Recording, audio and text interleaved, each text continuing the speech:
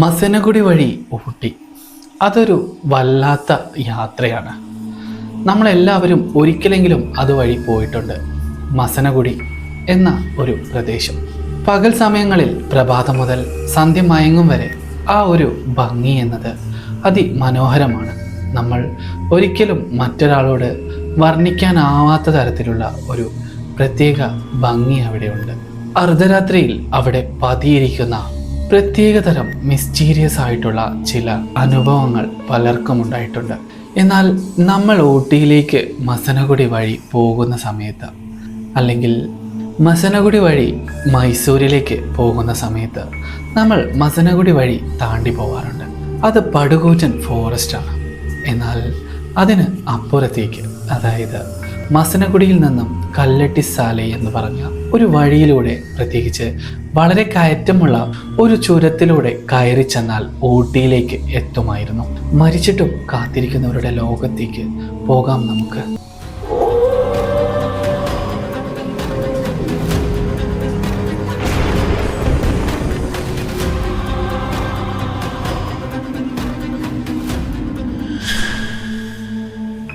എന്നാൽ ഊട്ടിയിൽ നിന്നും എപ്പോഴെങ്കിലും തിരികെ വരാൻ ശ്രമിക്കുന്ന സമയത്ത് ഈ കല്ലട്ടിസാലൈ വഴി മസനഗുഡിയിലേക്ക് ഒരിക്കലും അവർ കടത്തിവിടില്ലായിരുന്നു. അവിടെ ചെക്ക് പോസ്റ്റ് എല്ലാം വെച്ച് അവർ തടഞ്ഞു വെക്കുമായിരുന്നു. ആ ഭാഗത്തുള്ള തമിഴ്നാട് രജിസ്ട്രേഷൻ വണ്ടികൾ മാത്രമേ അതുവഴി വിടുകയുണ്ടായിരുന്നുള്ളൂ. അതിന് പിന്നിൽ ഒരു വല്ലാത്ത തരം ഒരു കഥയുണ്ട്.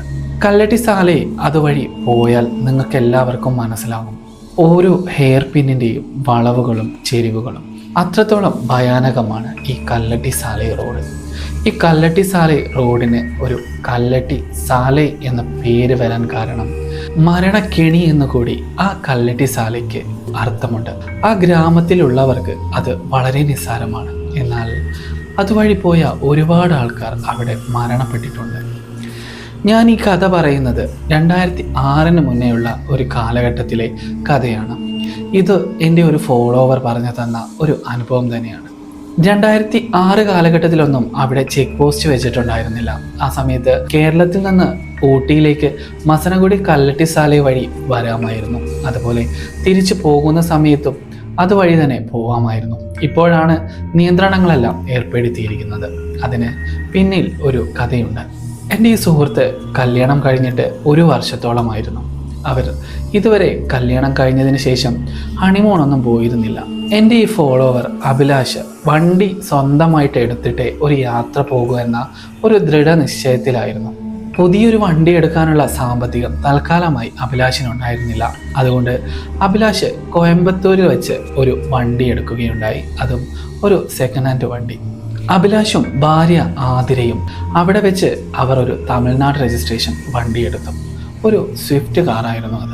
അങ്ങനെ അവർ കാർ എടുത്തതിന് ശേഷം ഒരു യാത്ര പോകാമെന്ന് തീരുമാനിച്ചു. അവർക്ക് വളരെ ഇഷ്ടപ്പെട്ട സ്ഥലമാണ് ഊട്ടി. അതുകൊണ്ട് തന്നെ അവർ ഊട്ടിയിലേക്ക് യാത്ര തിരിക്കാൻ ആരംഭിച്ചു. അങ്ങനെ കോയമ്പത്തൂരിൽ നിന്നും അവർ ഊട്ടിയിലേക്ക് എത്തി. ഒരു ദിവസം മുഴുവൻ ആ ഊട്ടി മൊത്തം അവർ കറങ്ങി. അങ്ങനെ 2 ദിവസം ഊട്ടിയിൽ ചെലവഴിച്ച് തിരിച്ചു വീണ്ടും കോയമ്പത്തൂരിലേക്ക് എത്താമെന്നായിരുന്നു അവരുടെ പ്ലാൻ. അങ്ങനെ ആദ്യത്തെ ദിവസം മുഴുവൻ അവർ ഊട്ടി മൊത്തം ചുറ്റിക്കണ്ടു. അങ്ങനെ അന്നത്തെ ദിവസം അവർക്ക് താമസിക്കാനായി അവർ ഒരു റൂം എടുക്കാൻ തീരുമാനിച്ചു. എവിടെയാണ് റൂം എടുക്കുക എന്ന ഒരു ചോദ്യത്തിന് അഭിലാഷിൻ്റെ മനസ്സിൽ അവൻ്റെ സുഹൃത്തിൻ്റെ മുഖമാണ് തെളിഞ്ഞു വന്നത്. അവൻ ഉടനെ തന്നെ അവൻ്റെ സുഹൃത്തിനെ വിളിച്ച്, ഞങ്ങളിവിടെ താമസിക്കാനായി ഒരുങ്ങുകയാണ്, ഇവിടെ അടുത്ത് നല്ല ഒരു റിസോർട്ടോ റൂമോ ഹോട്ടലോ അങ്ങനെ എന്തെങ്കിലും ഉണ്ടോ എന്ന് ചോദിച്ചപ്പോൾ തൻ്റെ സുഹൃത്ത് പറഞ്ഞു, നിങ്ങൾ കല്ലട്ടിസാലൈ വഴി മസനഗുഡിയിലേക്ക് ഇറങ്ങിക്കഴിഞ്ഞാൽ മസനഗുഡി ഫോറസ്റ്റിനുള്ളിൽ അതിമനോഹരമായി ഫോറസ്റ്റിന് നടുവിൽ സ്ഥിതി ചെയ്യുന്ന ഒരു വില്ലയുണ്ടെന്ന് പറഞ്ഞു.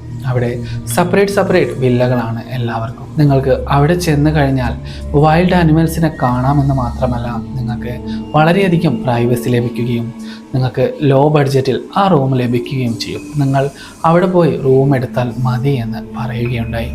അങ്ങനെ അഭിലാഷും ആതിരയും കൂടി കല്ലട്ടിസാലൈ വഴിയായിരുന്നു അന്ന് മസനഗുഡിയിലേക്ക് യാത്ര ആരംഭിച്ചത്. അങ്ങനെ അവർ കല്ലട്ടിസാലൈയുടെ ഓരോ വളവുകളിലേക്കും അവർ അവരുടെ സ്വിഫ്റ്റ് കാർ പായിപ്പിച്ചു. എന്നാൽ ആതിരയ്ക്ക് വളരെയധികം ഭയമായിരുന്നു ആ റോഡ് കണ്ട മുതൽ തന്നെ. അഭിലാഷിനോട് ഉറക്കെ പറയുകയുണ്ടായി, നിങ്ങളൊന്ന് പതുക്കെ പോ മനുഷ്യ, നമുക്ക് അവിടെ എത്തേണ്ടതല്ലേ, പതുക്കെ പതുക്കെ പോയാലും നമുക്ക് അവിടെ എത്താമെന്ന് പറഞ്ഞു. അങ്ങനെയുള്ള ആ പതുക്കെ പോവൽ അവിടെ സന്ധ്യ മയങ്ങിയിരുന്നു. ആ വഴി മുഴുവൻ വളരെ ഇരുട്ടായിരുന്നു. അഭിലാഷ് ആതിരയോട് പറയുകയും ചെയ്തു, അല്പം വേഗത്തിൽ പോയിരുന്നെങ്കിൽ ഈ സന്ധ്യ ആവുന്നതിന് മുമ്പേ നമുക്ക് മസനഗുഡി എത്താമായിരുന്നു. ഇതിപ്പോൾ വളരെയധികം ഇരുട്ട് നിറഞ്ഞ ഒരു വഴിയായിപ്പോയി. എനിക്കാണെങ്കിൽ ഡ്രൈവിംഗ് അത്ര പരിചയമായി വരുന്നതേ ഉള്ളൂ. എങ്ങനെ നമ്മൾ ഈ ചുരം ഇറങ്ങുമെന്ന് പറഞ്ഞ് അവൻ വല്ലാത്ത തരം ഒരു വിഷമം ആതിരയോട് പറഞ്ഞു. അങ്ങനെ അവർ ഓരോ വളവുകളും ശ്രദ്ധിച്ച് ഇറങ്ങുന്ന സമയത്താണ് പെട്ടെന്ന് ഒരു ബൈക്ക് അവരുടെ മുന്നിലേക്ക് ഓവർടേക്ക് ചെയ്തു വന്നത്. അതൊരു റേസിംഗ് ബൈക്കായിരുന്നു. ആ റേസിംഗ് ബൈക്കിൽ ഒരു യുവാവ് വളരെയധികം കളിപ്പിക്കുന്ന രീതിയിൽ അവരുടെ കാറിന് മുന്നിൽ അവൻ്റെ ബൈക്കിട്ട് വളരെ ശബ്ദത്തിൽ റേസാക്കിക്കൊണ്ടേയിരുന്നു. അവർക്ക് ഓവർടേക്ക് ചെയ്യാനുള്ള ഒരു ഗ്യാപ്പ് പോലും കൊടുക്കാതെ അവൻ അവരുടെ കാറിന് മുന്നിൽ എന്തോ ഒരു തരം കളിപ്പിക്കുന്ന രീതിയിൽ പ്രവർത്തിച്ചു കൊണ്ടിരുന്നു. എന്നാൽ ദേഷ്യം തോന്നിയ അഭിലാഷ് എങ്ങനെയൊക്കെയോ ആ ബൈക്കിനെ ഓവർടേക്ക് ചെയ്ത് 3-4 കിലോമീറ്റർ മുന്നോട്ടേക്കെത്തി. അങ്ങനെ മുന്നോട്ടേക്ക് എത്തിയ സമയത്താണ് ആതിര പുറകിലേക്ക് തിരിഞ്ഞു നോക്കിയത്. ആ സമയത്ത് ആതിര ആ ബൈക്കിൻ്റെ വെളിച്ചമോ മറ്റൊരു വാഹനത്തിൻ്റെ വെളിച്ചമൊന്നും ആ ഭാഗത്ത് കണ്ടേയില്ല. അങ്ങനെ അവർ പിന്നെയും മുന്നോട്ട് പോകുന്നതിനിടയിലാണ് പെട്ടെന്ന് ആ ബൈക്ക് വീണ്ടും അവരുടെ കാറിന് മുന്നിലേക്ക് ഓവർടേക്ക് ചെയ്തു വന്നത്. ആ സമയത്ത് ആതിര പറഞ്ഞു, ഞാൻ നോക്കിയപ്പോഴൊന്നും ആ ബൈക്കിൻ്റെ വെളിച്ചം പുറകിൽ കണ്ടതേയില്ല. പെട്ടെന്ന് എങ്ങനെയാണ് ഈ ബൈക്ക് മുന്നിലേക്ക് എത്തിയത് എന്ന്. ആ സമയത്ത് അഭിലാഷ് ആ റേസിംഗ് ചെയ്തുകൊണ്ടിരുന്ന ആ പയ്യനെ നോക്കി വഴക്ക് പറഞ്ഞു. എന്നാൽ ആ പയ്യൻ അവരെ നോക്കുന്നേ ഉണ്ടായിരുന്നില്ല. അങ്ങനെ വീണ്ടും ആ ബൈക്കിനെ ഓവർടേക്ക് ചെയ്ത് കടന്ന് അവർ മുന്നോട്ട് പോയിക്കൊണ്ടേയിരുന്നു. അങ്ങനെ മുന്നോട്ട് പോയിക്കൊണ്ടിരിക്കുന്ന സമയത്താണ് വീണ്ടും അവർ 4-5 കിലോമീറ്റർ മുന്നിട്ടത്. ആ സമയത്ത് ആതിരയും അഭിലാഷും ഒരേ സമയം പുറകിലേക്ക് തിരിഞ്ഞു നോക്കി, ആ ബൈക്ക് അവരെ താണ്ടി വരുന്നുണ്ടോ എന്നറിയാൻ. അങ്ങനെ പ്രത്യേകിച്ച് ഒരു വെളിച്ചവും ആ ഒരു ഇരുട്ട് നിറഞ്ഞ ആ കാടിനുള്ളിൽ അവർ കണ്ടില്ല. എന്നാൽ ഇനിയും ആ വണ്ടി നമ്മുടെ മുന്നിലേക്ക് വരികയാണെങ്കിൽ അത് ഉറപ്പായും അതൊരു മനുഷ്യനല്ല എന്ന് നമുക്ക് ഉറപ്പിക്കാമെന്ന് ആതിര പറഞ്ഞു. അത് ആതിര വളരെ ഇടറിയ സ്വരത്തോടു കൂടിയാണ് അഭിലാഷിനോട് പറഞ്ഞത്. ആ ഒരു പറച്ചിൽ തീരും മുന്നേ ആ വണ്ടി വീണ്ടും അവരുടെ മുന്നിലേക്ക് റൈസിങ്ങിനായി വന്നു.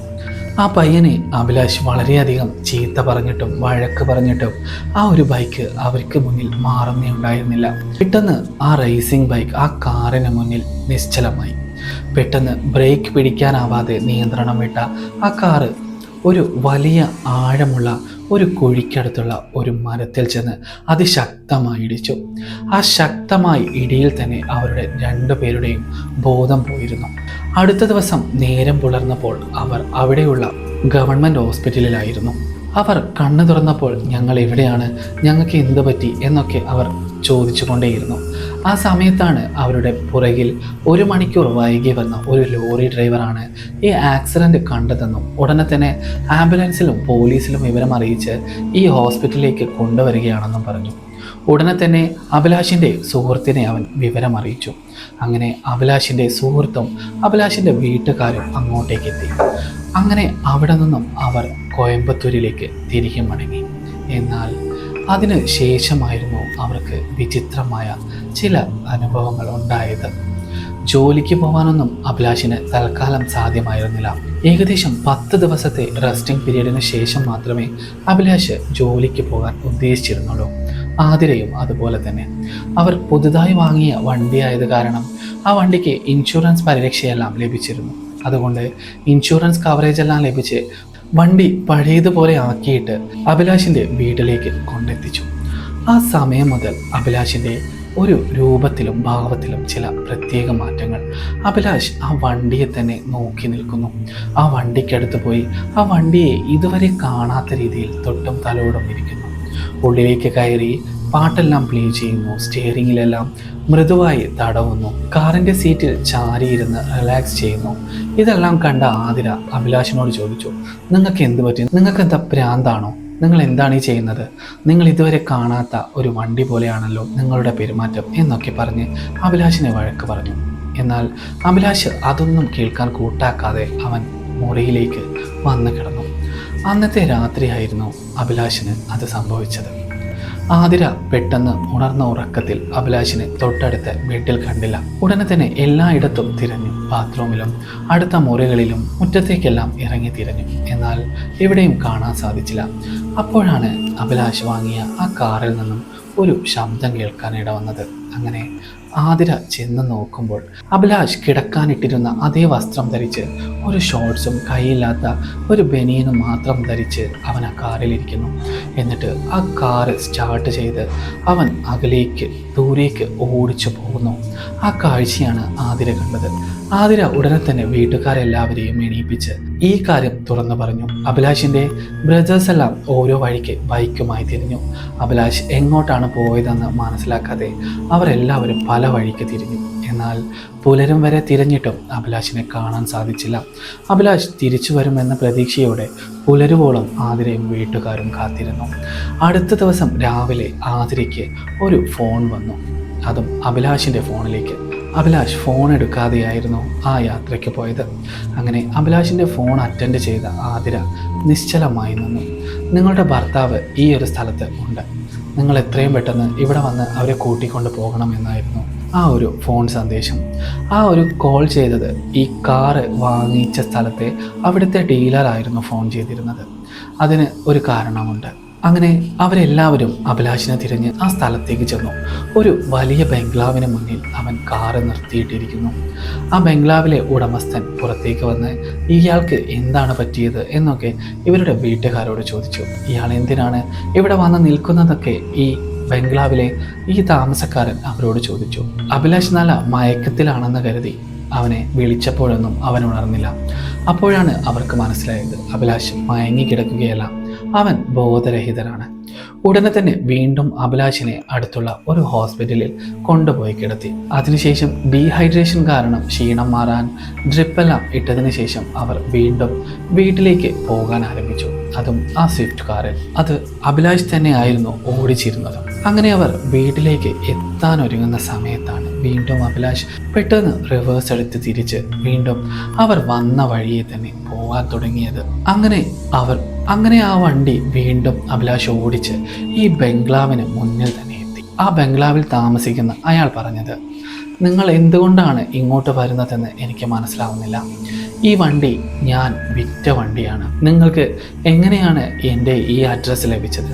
നിങ്ങൾക്ക് ഈ വണ്ടി വേണ്ടെങ്കിൽ എനിക്കല്ല തിരികെ നൽകേണ്ടത്, നിങ്ങൾ വാങ്ങിച്ച അവിടെ തന്നെ കൊടുത്താൽ മതി എന്നൊക്കെ പറഞ്ഞു. ആ സമയത്ത് അഭിലാഷ് ഒന്നും തന്നെ മിണ്ടിയില്ല. അഭിലാഷ് പൂർണ്ണ സ്വാതന്ത്ര്യമുള്ള പോലെ കാറിൽ നിന്നിറങ്ങി ആ ബംഗ്ലാവിൽ താമസിക്കുന്ന ആ വൃദ്ധനായ മനുഷ്യനെ നോക്കി ആ വീട്ടിലേക്ക് പൂർണ്ണ സ്വാതന്ത്ര്യത്തോടെ കയറിച്ച് അവരുടെ സോഫയിൽ കാലിന്മേൽ കാല് കയറ്റി ഇരുന്ന് അവിടെ ഭിത്തിയിൽ കിടന്നിരുന്ന ഒരു യുവാവിൻ്റെ ഫോട്ടോയിലേക്ക് നിസ്സഹായതയോടെ നോക്കി. എന്നിട്ട് അവൻ കരയാൻ തുടങ്ങി. ആ സമയത്താണ് ആ വൃദ്ധനായ മനുഷ്യൻ അവിടെ വന്ന് പറഞ്ഞത്, നിങ്ങൾ എന്തിനാണ് ഈ ഫോട്ടോയിൽ നോക്കി കരയുന്നത്? ഈ ഫോട്ടോയിലുള്ള ആളെ നിങ്ങൾക്ക് അറിയുമോ എന്ന്. ആ സമയത്ത് അഭിലാഷ് പെട്ടെന്ന് ആ വൃദ്ധൻ്റെ മുഖത്തേക്ക് തിരിഞ്ഞുകൊണ്ട് പറഞ്ഞു, അച്ഛാ, ഇത് ഞാനാണ്, എന്നെ നിങ്ങൾക്ക് മനസ്സിലായില്ലേ എന്ന് പറഞ്ഞ് അദ്ദേഹം ബോധരഹിതനായി വീണു. ആ സമയത്താണ് ആ വൃദ്ധനായ മനുഷ്യൻ പറഞ്ഞത്, എൻ്റെ മകൻ്റെ ഫോട്ടോ ആണിത്, എൻ്റെ മകൻ വാങ്ങിയ വണ്ടിയായിരുന്നു അത്, അവന് കാറ് ബൈക്ക് എന്നൊക്കെ വലിയൊരു ക്രൈസായിരുന്നു. എന്നാൽ ഒരിക്കൽ ഒരു യാത്രക്കിടയിൽ മസനഗുഡിയിൽ നിന്നും കല്ലട്ടി സാലൈ വഴി വരുന്ന ആ ഭാഗത്ത് വെച്ച് അവനും അവൻ്റെ സുഹൃത്തുക്കളും സഞ്ചരിച്ചിരുന്ന ബൈക്കുകൾ ആക്സിഡൻറ്റിൽപ്പെട്ടു. അങ്ങനെ എൻ്റെ മകൻ ആ സമയത്ത് തന്നെ മരണപ്പെടുകയുണ്ടായി. കൊക്കയിലേക്ക് മറിഞ്ഞ അവനും അവൻ്റെ വണ്ടിയും പിന്നീട് ഞങ്ങൾക്ക് ലഭിച്ചത് ഒരു ചാക്കുകെട്ടിൽ തൂക്കിക്കൊണ്ടുവന്ന രൂപത്തിലായിരുന്നു. അത്രയ്ക്കും ദയനീയമായിരുന്നു എൻ്റെ മകൻ്റെ ആ ഒരു മരണം. ആ ഒരു മരണത്തിൽ മനംനൊന്ത് ഞാനും എൻ്റെ ഭാര്യയും ഒരുപാട് കാലങ്ങളായി ഈ വീട്ടിൽ കഴിഞ്ഞു കൂടുന്നു. അവൻ്റെ ഓർമ്മകൾ ഞങ്ങളെ അലട്ടിക്കൊണ്ടിരുന്നപ്പോഴാണ് ഞാൻ ഈ കാറ് വിൽക്കാൻ തീരുമാനിച്ചത്. ഇത്രയും പറഞ്ഞു കഴിഞ്ഞപ്പോഴായിരുന്നു ആതിരയുടെ മനസ്സിൽ ആ ഒരു രംഗം മനസ്സിലായത്. ആതിര അവർക്ക് നടന്ന സംഭവമൊന്നും അവിടെ പറഞ്ഞില്ല. അഭിലാഷിനെയും കൂട്ടി തിരികെ പോകാനൊരുങ്ങി. അഭിലാഷ് കണ്ണു തുറന്ന സമയത്ത് ആതിര പറഞ്ഞു, നമുക്ക് ഈ വണ്ടി വേണ്ട, നമുക്ക് ഈ വണ്ടി വിൽക്കാമെന്ന് പറഞ്ഞു. അത് കേട്ട ആ വൃദ്ധൻ പറഞ്ഞു, നിങ്ങൾ ഈ വണ്ടി വിൽക്കുകയാണെങ്കിൽ അത് എനിക്ക് തന്നെ തന്നോളൂ എൻ്റെ മകൻ ഈ വണ്ടിയെ വളരെയധികം ഇഷ്ടപ്പെട്ടിരുന്നു എന്ന് ഈ ഒരു പ്രവൃത്തിയിലൂടെ എനിക്ക് മനസ്സിലാവുന്നു. അതുകൊണ്ടാവാം എൻ്റെ മകൻ്റെ ആത്മാവ് ഇദ്ദേഹത്തിൻ്റെ ശരീരത്തിൽ കയറി ഇതെല്ലാം ചെയ്യുന്നതെന്ന് പറഞ്ഞു. ആ സമയത്ത് അവർ വാങ്ങിയതിനും വില കൊടുത്ത് ആ വൃദ്ധൻ ആ വണ്ടി അവരിൽ നിന്നും തിരികെ വാങ്ങിച്ചു. എന്തൊരു വിചിത്രമായ കഥ അല്ലേ? ഇതാണ് ഞാൻ പറഞ്ഞത്, അത് അവർക്കുണ്ടായ ഒരു അനുഭവമാണ്. ഞാൻ എപ്പോഴും പറയുന്നത് പോലെ തന്നെ നമുക്കെപ്പോഴാണോ നേരിട്ട് ഇത്തരത്തിലുള്ള കാര്യങ്ങൾ അനുഭവിക്കുന്നത്, അതുവരെ ഇതെല്ലാം കെട്ടുകഥകൾ മാത്രമാണ്. ചില ആത്മാക്കൾക്ക് ഒരു പ്രത്യേകതയുണ്ട്. അകാലത്തിൽ മരണപ്പെട്ടു പോയവർ അവർ മരിക്കും മുന്നേ ചില വസ്തുക്കൾ വാങ്ങിയിട്ടുണ്ടാവാം. അത് അവർ വളരെ ഇഷ്ടപ്പെട്ട് വാങ്ങിയതാണെങ്കിൽ അതവർക്ക് ഉപയോഗിച്ച് മതി വന്നിട്ടുണ്ടാവില്ല. അതുകൊണ്ടാണ് ആ ഒരു വസ്തുവിനെ തിരഞ്ഞ് അത് ആത്മാവായി വന്ന് ഇത്തരത്തിലുള്ള പ്രവൃത്തികളെല്ലാം ചെയ്യുന്നത്.